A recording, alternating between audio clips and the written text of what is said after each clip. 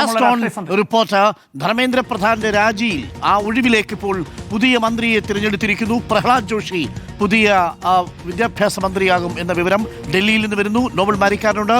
Nobel ബാരിക്കാരൻ, ഈ രാത്രിയിൽ തന്നെ തീരുമാനമായോ? നമ്മൾ കരുതിയത് പ്രധാനമന്ത്രി തന്നെ കുറച്ചു ദിവസം ഈ പോർട്ട്ഫോളിയോ കയ്യിൽ വയ്ക്കുമെന്നാണ്.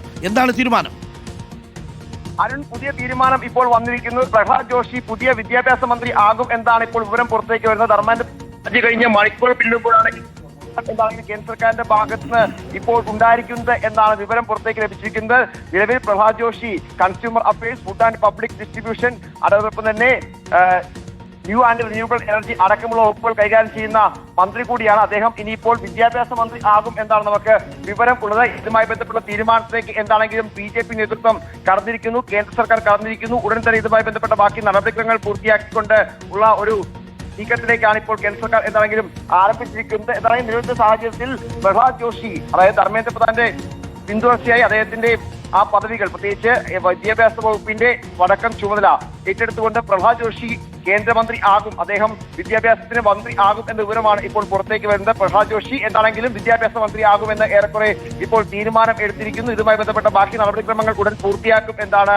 കേന്ദ്ര സർക്കാർ വൃത്തങ്ങൾ വ്യക്തമാക്കുകയും ചെയ്യുന്നത്. ഇതൊരു പ്രധാനപ്പെട്ട അപ്രതീക്ഷിത നീക്കമാണ്. കാരണം ഈ വകുപ്പ് ഒരുപക്ഷെ പ്രധാനമന്ത്രി തന്നെ കൈവശം വെച്ചുകൊണ്ട് PMOയുടെ ഓഫീസ് കൈകാര്യം ചെയ്യുന്ന നടക്കുന്ന ചില അഭ്യൂഹങ്ങൾ നേരത്തെ ഉണ്ടായിരുന്നു. അത് മാത്രമല്ല, അതല്ലെങ്കിൽ നിർമ്മലാ സീതാരാമനെ ഈ പറഞ്ഞ വകുപ്പിലേക്ക് കൊണ്ടുവരാൻ നീക്കങ്ങൾ നടക്കുമെന്നൊക്കെ ചില സൂചനകളൊക്കെ ഉണ്ടായിരുന്നു. എന്താണെങ്കിലും അത്തരത്തിൽ ഒരു നീക്കവും ഉണ്ടായില്ല. പകരം പ്രഹ്ലാദ് ജോഷിയെ കേന്ദ്ര വിദ്യാഭ്യാസ മന്ത്രിയാക്കാനുള്ള തീരുമാനത്തിലേക്ക് BJP നേതൃത്വവും കേന്ദ്ര സർക്കാരും എത്തിയിരിക്കുന്നു.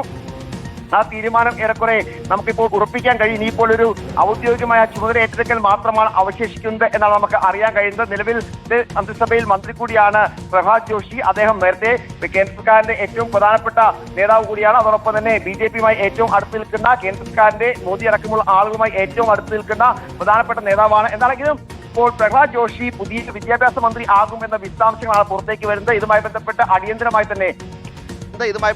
അടിയന്തരമായി തന്നെ കേന്ദ്ര ആഭ്യന്തരമന്ത്രി അമിത്ഷാ, പ്രധാനമന്ത്രി നരേന്ദ്രമോദി അടക്കമുള്ള ആളുകൾ, അതോടൊപ്പം നിതിൻ നവീൻ അടക്കമുള്ള BJPയുടെ ദേശീയ അധ്യക്ഷനൊപ്പം JP നദ്ദ അടക്കമുള്ള ആളുകൾ ചേർന്നെടുത്ത തീരുമാനമാണ് എന്ന് കൂടി അറിയാൻ കഴിയുന്നു. എന്താണെങ്കിലും പ്രധാനപ്പെട്ട ഒരു തീരുമാനമാണ് ഇപ്പോൾ എടുത്തിരിക്കുന്നത്. ധർമ്മേന്ദ്ര പ്രധാൻ രാജിവെച്ച് മണിക്കൂറുകൾ കഴിയുമ്പോൾ, ഏറെക്കുറെ ഇന്നിപ്പോൾ ഉച്ചയോടെയാണ് ധർമ്മേന്ദ്ര പ്രധാൻ രാജി വന്നത്. അതിന് പിന്നാലെയുള്ള കൂടിക്കാഴ്ചകൾ, ചർച്ചകൾക്ക് ഒടുവിലാണ് ഇപ്പോൾ പ്രഹ്ലാദ് ജോഷിയെ കേന്ദ്ര വിദ്യാഭ്യാസ മന്ത്രിയാക്കാനുള്ള തീരുമാനത്തിലേക്ക് എന്താണെങ്കിലും കേന്ദ്ര സർക്കാർ എത്തിയിരിക്കുന്നത്. അതുമായി ബന്ധപ്പെട്ട ബാക്കി നടപടിക്രമങ്ങൾ ഉടൻ പൂർത്തിയാക്കും എന്നാണ് അരുൺ ഇപ്പോൾ വ്യക്തമാക്കിയിരിക്കുന്നത്. പ്രഹ്ലാദ് ജോഷി പുതിയ വിദ്യാഭ്യാസ മന്ത്രിയാകും എന്ന വിവരമാണ് ഇപ്പോൾ പുറത്തുവരുന്നത്. ധർമ്മേന്ദ്ര പ്രധാന് പകരം പ്രഹ്ലാദ് ജോഷി വിദ്യാഭ്യാസ മന്ത്രിയുടെ പദത്തിലേക്ക് എത്തുന്നു എന്ന വാർത്തയാണ് ഇപ്പോൾ നോബൽ ബാരിക്കാരൻ ഡൽഹിയിൽ നിന്ന് ബ്രേക്ക് ചെയ്തത്. First on reporter PR സുനിലുണ്ട്. PR Sunil, ഈ വാർത്തയും നമ്മൾ ആദ്യം അറിയിക്കുന്നു പ്രേക്ഷകരെ. പ്രഹ്ലാദ് ജോഷിയാണ്, നമ്മൾ കരുതിയതുപോലെ പ്രധാനമന്ത്രിയല്ല വിദ്യാഭ്യാസ മന്ത്രി പദവി കുറച്ച് ദിവസം കൈവശം വയ്ക്കുക. ഇന്ന് രാത്രിയിൽ തന്നെ തീരുമാനമായിരിക്കുന്നു. പ്രഹ്ലാദ് ജോഷിയെ മന്ത്രിയായി തീരുമാനിച്ചിരിക്കുന്നു. നീക്കവും വളരെ എളുപ്പമാണ്. കാര്യങ്ങളുടെ ഗൗരവം തിരിച്ചറിയുന്നുണ്ട് കേന്ദ്ര സർക്കാർ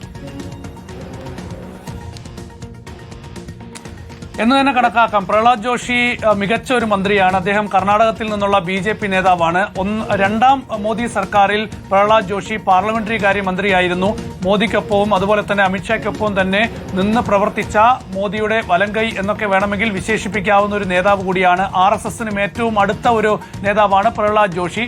ഇപ്പോൾ അദ്ദേഹം കൺസ്യൂമർ അഫയേഴ്സ് മന്ത്രിയാണ്. ഇതുവരെ ഏതെങ്കിലും തരത്തിലുള്ള ആരോപണങ്ങൾ നേരിടാത്ത മികച്ച മന്ത്രി എന്നൊക്കെ തന്നെ മോദി സർക്കാരിൽ വിശേഷിപ്പിക്കപ്പെടുന്ന ഒരു നേതാവാണ് പ്രഹ്ലാദ് ജോഷി. അപ്പോൾ പ്രഹ്ലാദ് ജോഷിയെ തന്നെ ഈ ഒരു ചുമതല ഏൽപ്പിക്കുകയാണ് പ്രധാനമന്ത്രി നരേന്ദ്രമോദി എന്നാണ് മനസ്സിലാക്കാൻ കഴിയുന്നത്. പക്ഷേ പ്രഹ്ലാദ് ജോഷി ഈ ഒരു തീരുമാനത്തിലേക്ക് എടുക്കുമ്പോൾ ഒരുപാട് വെല്ലുവിളികൾ അദ്ദേഹത്തെ കാത്തിരിക്കുന്നുണ്ട്. അത് തീർച്ചയായും ഇനി എങ്ങനെയൊക്കെയാണ് ഇപ്പോൾ ഇതുവരെ സംഭവിച്ച തെറ്റുകൾ തിരുത്തി മുന്നോട്ട് പോകാൻ കഴിയുക എന്നൊരു വലിയ ചോദ്യമുണ്ട്. കാരണം ഈ നീറ്റ് ചോദ്യപേപ്പർ ചോർച്ച ഉൾപ്പെടെയുള്ള കാര്യങ്ങളിൽ ഇനി തുടർന്ന് അങ്ങോട്ട് ഒരുപാട് നടപടികൾ സ്വീകരിക്കണം. പുതിയ ബില്ല് പാർലമെന്റിൽ വരാൻ പോകുന്നു. ആ ബില്ലിന്റെ അടിസ്ഥാനത്തിൽ ഇനി പിഴവുകളില്ലാതെ മുന്നോട്ട് പോവുക എന്ന വലിയ വെല്ലുവിളിയുണ്ട്. ഏതായാലും ഈ കോക്രോച്ച് ജനതാ പാർട്ടി എന്ന് പറയുന്ന പാർട്ടി BJPക്ക് മാത്രമല്ല, കേന്ദ്ര സർക്കാരിന് മാത്രമല്ല, ഇന്ത്യയിലെ എല്ലാ രാഷ്ട്രീയ പാർട്ടികൾക്കും നൽകിയിരിക്കുന്നത് വലിയ രാഷ്ട്രീയ സന്ദേശമാണ്. എങ്ങനെയാണ് ഒരു രാഷ്ട്രീയം മുന്നോട്ട് പോകേണ്ടത്, ജനാധിപത്യ മര്യാദ എന്താണ്, ധാർമ്മികത എന്താണ് എന്നതൊക്കെ തന്നെ തെരുവിൽ നിന്ന് ഈ വിദ്യാർത്ഥികൾ, ഈ യുവാക്കൾ കേന്ദ്ര സർക്കാരിനെ മാത്രമല്ല ഇന്ത്യയിലെ എല്ലാ രാഷ്ട്രീയ പാർട്ടികളെയും പഠിപ്പിച്ചു എന്നുള്ള കാര്യത്തിൽ യാതൊരു സംശയവും വേണ്ട. നോക്കൂ, ഇപ്പോൾ കോൺഗ്രസ് പ്രതിപക്ഷ നേതാവ് രാഹുൽ ഗാന്ധി ഈ വിദ്യാർത്ഥികളുടെ സമരം ഏറ്റെടുത്തുകൊണ്ട് വലിയ പ്രതിഷേധങ്ങളിലേക്കൊക്കെ തന്നെ പോകുന്നത് കൊണ്ട്, പക്ഷേ ജൂൺ 6 മുതൽ ജന്തർ മന്ദറിൽ സമരം ആരംഭിച്ച ഈ വിദ്യാർത്ഥികൾക്ക് ഈ ഒരു സമരത്തിന് തുടക്കത്തിൽ കോൺഗ്രസ് പിന്തുണയെ നൽകിയിരുന്നില്ല. സമരത്തിന്റെ അവസാന ഘട്ടത്തിലാണ്, അതായത് പാർലമെന്റിലേക്ക് ഈ കോക്രോച്ച് ജനതാ പാർട്ടി, ഈ യുവാക്കൾ പ്രതിഷേധ മാർച്ച് പ്രഖ്യാപിച്ചതിന്റെ തലേ ദിവസം മാത്രമാണ് കോൺഗ്രസ് വക്താവായ പവൻ ഖേര ഈ സമരപ്പന്തലിലേക്ക് എത്തുന്നത്. അപ്പോൾ ആ നിലയിലാണ് കോൺഗ്രസ് പോലും ഇതിനെ കൈകാര്യം ചെയ്തത്. പിന്നീട് കോൺഗ്രസിന് പോലും ഈ വിദ്യാർത്ഥികളുടെ ശബ്ദം ഏറ്റെടുക്കേണ്ടി വന്നു. ആ ശബ്ദം പിന്നീട് പാർലമെന്റിലേക്ക് ഉയർത്തേണ്ടി വന്നു. ആ ശബ്ദം ഇപ്പോൾ കോൺഗ്രസിന്റെ കൂടി ശബ്ദമായി മാറ്റേണ്ട ഒരു സാഹചര്യത്തിലേക്ക് വന്നു. അതുകൊണ്ട് തന്നെ എല്ലാ രാഷ്ട്രീയ പാർട്ടികൾക്കും വലിയ പാഠം തന്നെയാണ് ഈ സമരം നൽകുന്നത്. പണമല്ല, ജനമാണ് ഏറ്റവും വലുത് എന്ന വലിയ സന്ദേശം ഈ സമരം ഇന്ത്യയിലെ എല്ലാ രാഷ്ട്രീയ പാർട്ടികൾക്കും എല്ലാ വിഭാഗങ്ങൾക്കും നൽകുന്നു.